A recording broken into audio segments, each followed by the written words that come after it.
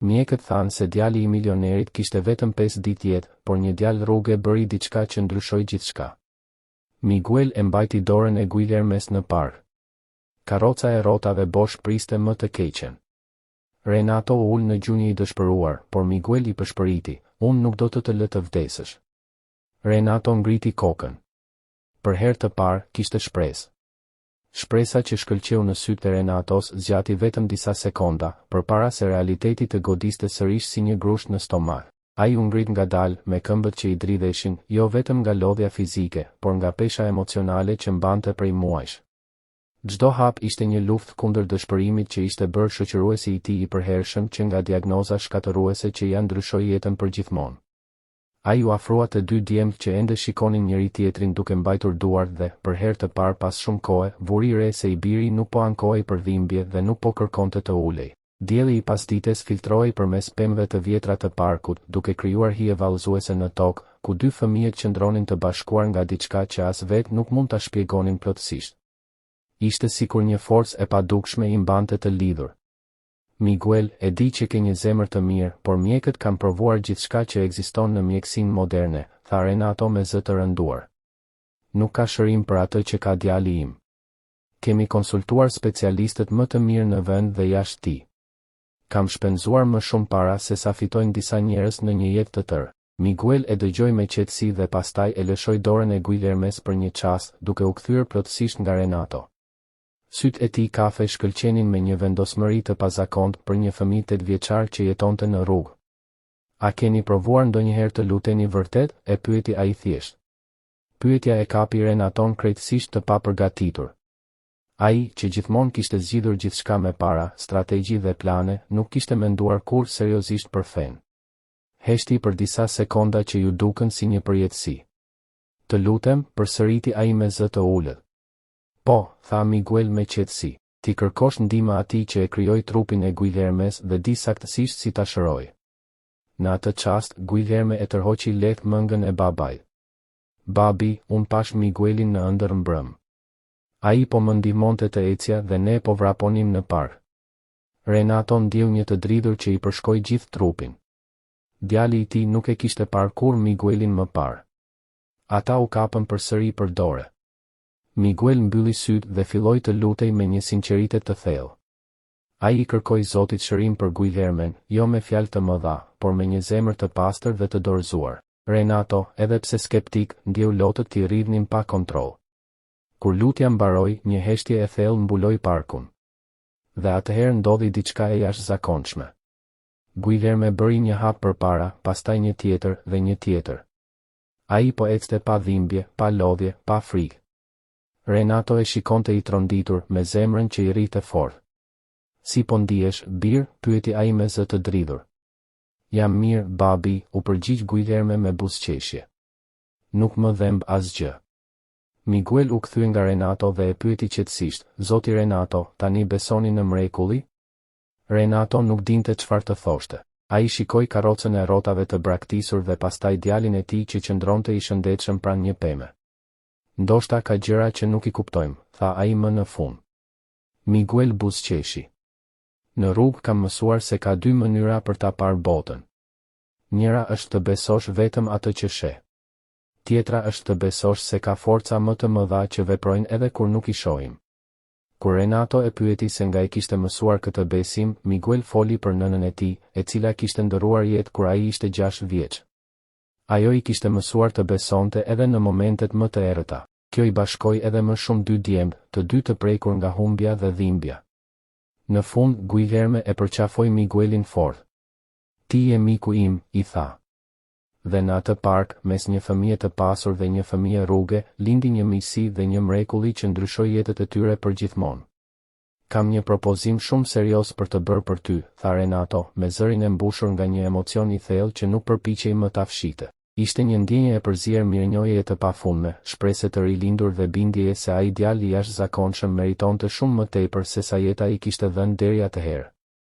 Çfarë lloj propozimi, zotëri? Pyeti Miguel me një kurreshtje të natyrshme, por edhe me një kujdes të kuptueshëm, tipik për një fëmijë që kishte mësuar herët se shumë premtime në jetë mbeten bosh. Dua të vish të jetosh me mua dhe me Guillermen. Dua që të kesh një shtëpi të vërtet, ushqim çdo ditë, rroba të pastra dhe të rehatshme. Mbi të gjitha, dua që të kesh mundësinë të jesh vërtet fëmijë, pa u shqetësuar për mbijetesën apo rreziqet. Fjalët dolën nga goja e Renatos pa hezitim, të shtyra nga mirënjohja për atë që Miguel kishte bërë për djalin e tij dhe nga dëshira e sinqertë për t'i ofruar një jetë më të mirë. Miguel mbeti i palvizur për disa çaste, sikur truri i tij të mos arrinte ta përpunonte atë që sapo kishte dëgjuar. Syt ju mbushën me lot, por ishin lot shprese, të fshehur prej vitesh thellë në zemrën e tij. Apo flisni seriozisht, pyeti ai me zë të dridhur, duke treguar se pas gjithë asaj pjekurie të parakoshme, ende fshihej një fëmijë që ëndërronte për siguri dhe dashuri. Guillerme ia shtrëngoi dorën me entuziazëm. Miguel, ti mund të jesh vëllai im i vërtet. Do të luajmë çdo ditë, do të shohim filma, do të luajmë videogame. Gjithçka që kam dashur gjithmonë, por nuk kam mundur për shkak të sëmundjes. Gëzimi i Guillermes ishte ngjitës dhe Renato e pa me habi djalin e tij duke bërë plane për të ardhmen, plot energji dhe shpresë. Miguel I shikoi të dy me radhë, ende I pasigurt nëse kjo ishte reale apo vetëm një ëndër e bukur. Por unë nuk kam asgjë për të ofruar. Nuk di të sillem si fëmijë I një familjeje të pasur. Nuk di të përdor mirë pirunin dhe thikën, nuk di të lexoj si duhet, sepse nuk kam shkuar rregullisht në shkollë. Renato u ul pranë tij dhe I vendosi duart mbi shpatulla me një butësi atërore.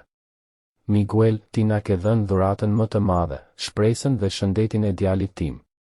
Gjithçka tjetër do ta mësojmë bashkë, si një familje e vërtetë. E vetmja gjë që ka rëndësi është që të pranosh të jesh pjesë e familjes sonë. Miguel fshiu lotët dhe tha me vendosmëri, pranoj me gjithë zemër, por kam një kusht. Të dy u bën kureshtar. Cili është kushti? Pyeti Renato. Dua të vazhdojmë të lutemi së bashku çdo ditë, si familje. Ajo që ndodhi sot është vetëm fillimi. Zoti ka plane edhe më të bukura për ne. Fjala familje ngrohu zemrën e Renatos në një mënyrë të veçantë. Guillerme duartrokiti me gëzim. Tani jemi familje e plotë. Renato buzëqeshi I lehtësuar, duke ndjerë se një barë e rënd ishte zhdukur nga shpatullat e tij. Ai hodhi një vështrim nga karroca e rrotave dhe për herë të parë ajo nuk I dukej më si një dënim, por si një objekt I panevojshëm. Eja, të shkojmë në shtëpi dhe të fillojmë jetën tonë të re, tha ai. Miguel, me një buzëqeshje lozonjare, pyeti, a keni videogame? Pyetja shkaktoi të qeshura të sinqerta. Sigurisht që kemi, tha Guillerme me entuziazëm. Dhe tani do të kem dikë me të cilin të luaj. Miguel pranoi se nuk kishte luajtur kur videogame dhe syt I shkëlqyen nga kureshtja. Renato I vëzhgonte me emocion, duke kuptuar se lumturia shpesh fshihet në gjëra të vogla. Kur të shkojmë në shtëpi, do të porosisim pica dhe do të luani gjithë pasditen, tha ai. Reagimi I Miguelit ndaj fjalës pica e preku thellë Renaton. Ai kuptoi sa privilegje kishte pasur dhe sa e rëndësishme ishte t'i ndante me të tjerët. Kjo nuk është bamirësi, I tha Miguelit. Kjo është familje. Miguel ngriti syt nga qielli për një çast. Faleminderit, mama, pëshpëriti. Ti kishe të drejtë. Kjo s'ken preku thellë si Renaton, ashtu edhe Guillermen. Ata e kuptuan se ajo ditë nuk ishte një rastësi, por fillimi I një historie të re, të ndërtuar mbi besim, dashuri dhe shpresë. Kompasioni për njerëzit që vuajnë, aftësia për ta kuptuar më mirë vlerën e familjes dhe të miqve të vërtetë. Fjalët e thella të Guillermes e lanë Miguelin të habitur dhe të menduar. Ai filloi të kuptonte se ndoshta përvoja e tij në rrugë, sado e vështirë dhe e dhimbshme të kishte qenë, kishte ndihmuar gjithashtu në formimin e cilësive të çmuara që shumë fëmijë të tjerë nuk I kishin. Mendoj se ke të drejtë, Guillerme, tha Miguel me një zë të butë, por të mbushur me sinqeritet. As unë nuk jam më I njëjti djalë që isha kur mamaja ime ishte gjallë. Kam mësuar gjëra që vetëm ata që kalojnë vështirësi të mëdha mund t'i mësojnë. Pikërisht, ndërhyri Renato në bisedë, duke I parë të dy me krenari dhe ndjeshmëri. Ju të dy keni kaluar përvoja që ju kanë bërë më të fortë, më të mençur dhe më të aftë për të vlerësuar gjërat e mira të jetës. Kjo është një dhuratë, edhe kur vjen e maskuar si vështirësi. Miguel buzëqeshi për herë të parë që kur kishin hyrë në makinë. Ai ndjeu një siguri të re në vete, një besim se ndoshta do të ishte në gjendje të përshtatej me këtë realitet të ri. Faleminderit që më ndihmuat ta kuptoj këtë, tha ai me mirënjohje. Isha aq I shqetësuar se mos nuk do të isha mjaftueshëm I mirë për të qenë pjesë e familjes suaj, saqë harrova të mendoj për gjërat e mira që mund të sjell edhe unë. Miguel, tha Renato duke ndalur makinën në një semafor dhe duke u kthyer plotësisht për ta parë në sy, ti tashmë ke sjell gjën më të rëndësishme nga të gjitha. Ke sjell shpresën, fenë dhe gëzimin përsëri në familjen tonë. Ti e shërove djalin tim dhe shërove edhe zemrën time. Guilherme pohoi me energji. Është e vërtet, Miguel, para se të njihja, po e humbisja dëshirën për të luftuar kundër sëmundjes. Por kur ti ma mbajte dorën dhe më the se nuk do të më lije të vdisja, diçka brenda meje u zgjua përsëri. Miguel ndjeu sytë ti mbusheshin me lot mirënjohjeje. Nuk e dini sa shumë do të thot për mua ti dëgjoj këto fjalë. Për vite të tëra, I vetëm, gjithmonë pyesja veten nëse kisha ndonjë qëllim të veçantë në jetë, nëse kishte ndonjë arsye pse mbijetova kur kaq shumë fëmijë të tjerë në rrugë nuk ja dalin. Tani e di cili është qëllimi yt, Miguel, tha Renato me bindje. Ti erdhe për të plotësuar familjen tonë dhe për të na mësuar mësime të çmuara për fenë dhe dashurinë pa kushte. Semafori u hap dhe ata vazhduan rrugën. Atmosfera brenda makinës ishte bërë edhe më e ngrohtë dhe më mikpritëse. Miguel shikonte nga dritarja rrugët që I njihte aq mirë, por tani me një këndvështrim krejt tjetër. Nuk ishin më rrugë ku duhej të mbijetonte, por thjesht rrugë të qytetit, ku tani kishte një familje dhe një shtëpi të vërtetë. Ai filloi të bënte pyetje për punën e Renatos dhe u mahnit kur mësoi se ai ndërtonte shtëpi për familje të tjera. Renato, me një zë të qetë dhe të thjeshtë, I shpjegoi se puna e tij nuk ishte vetëm ndërtim betoni dhe tullash, por krijim hapësirash ku njerëzit mund të ndiheshin të sigurt dhe të dashur. Sot kuptova, tha ai, se ndërtimi më I rëndësishëm I jetës sime është ndërtimi I familjes sonë. Kur arritën në lagjen ku jetonte Renato, shtëpit u bën gjithnjë e më të mëdha dhe elegante. Miguel I vëzhgonte me admirim, pa zili, duke ndjerë vetëm mirënjohje.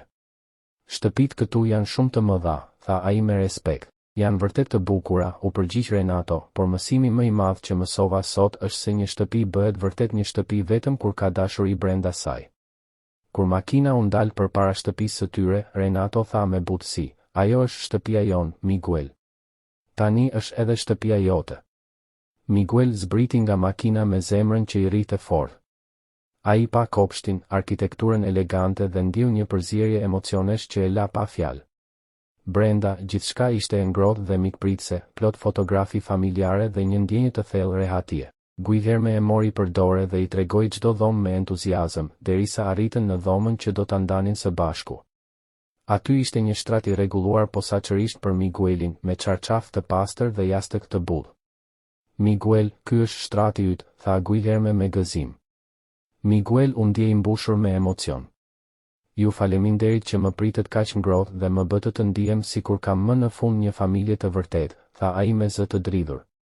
Ti tashmë je pjesë e saj, ju përgjigj Renato me sinqeritet, dhe në atë shtëpi të mbushur me dritë, filloi një kapitull I ri, I ndërtuar mbi dashuri, besim dhe shpresë.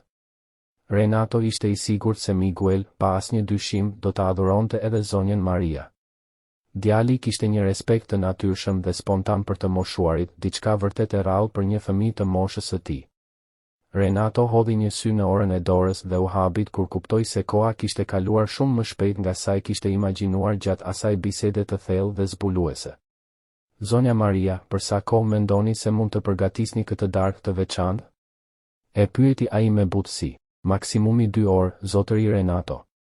Do ta bëj me gjithë zemër dhe me shumë kujdes për çdo detaj, u përgjigj ajo me bindje. Perfekte.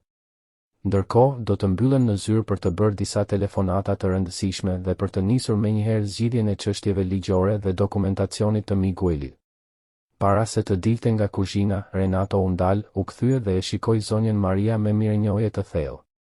Faleminderit nga zemra që e pranuat këtë ndryshim kaq të madh me kaq shumë ngrohtësi.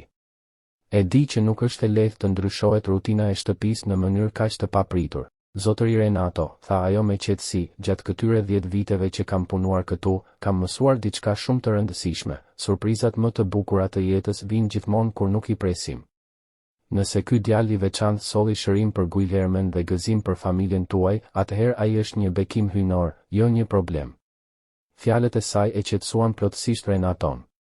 Ai buzëqeshi dhe u largua drejt zyrës. Zonja Maria mbeti vetëm për pak qaste, duke imagjinuar shtëpinë të mbushur me një fëmijë tjetër, me hapa të shpejt, me të qeshura dhe me jetë.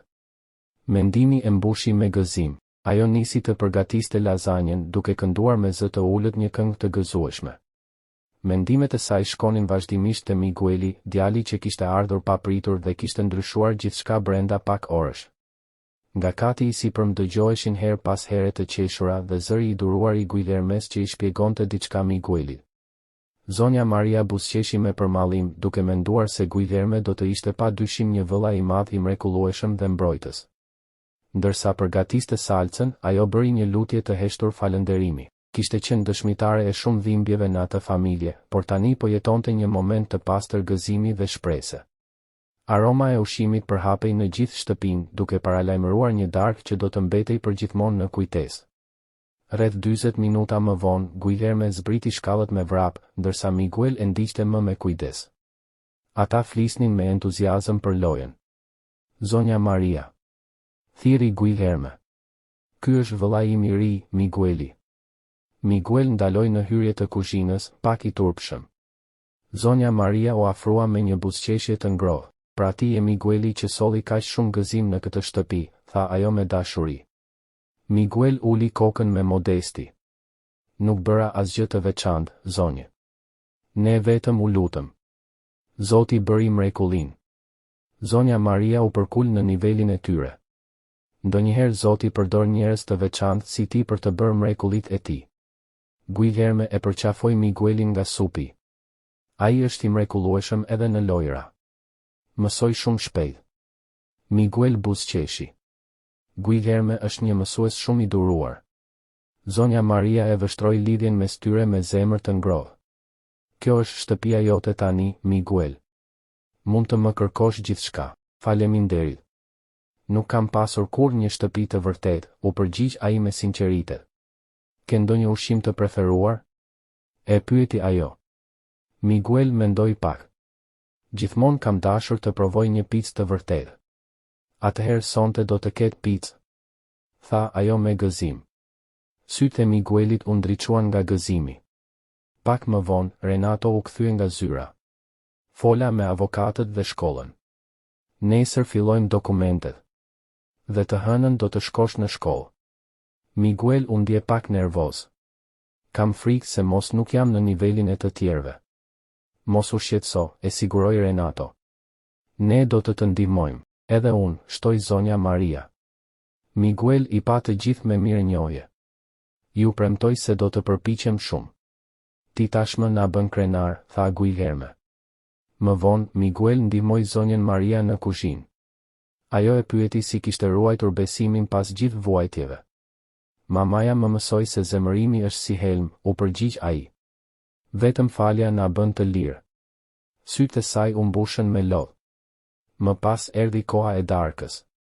Tavolina ishte e bukur, me lule dhe ushqim të shijshëm. Miguel bëri lutjen e falënderimit. Faleminderit, Zot, që më dhe një familje. Të gjithë thanë, amin. Pas darkës, ata hëngrën picë dhe pan një film. Miguel ishte I lumtur sikur më parë. Kur erdhi koha për të fjetur, ai falënderoi Guillermen për ndarjen e dhomës. Ne jemi vëllezër tani, u përgjigj Guillerme. Natën, Renato u lut në heshtje, mirënjohës për mrekullinë që kishte ndryshuar jetën e tyre. Në mëngjes, shtëpia u mbush me zëra të gëzuar, petulla të ngrohta dhe shpresë të re. Jeta e tyre kishte filluar nga e para, me dashuri, besim dhe një familje të plotë.